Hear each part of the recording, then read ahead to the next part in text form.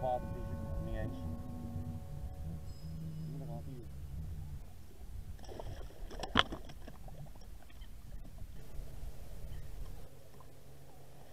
Die vis die witvink, die ging tak denk ik op een meter of 4,5 onder de oppervlakte. Het water is daar tussen de 17 en 22 meter diep, dus dan zie je maar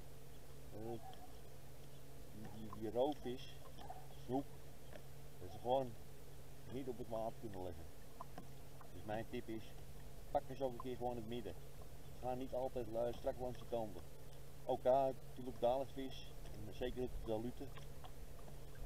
Maar zoals je hier ziet, hier op gewoon water, geen plantje, helemaal niks.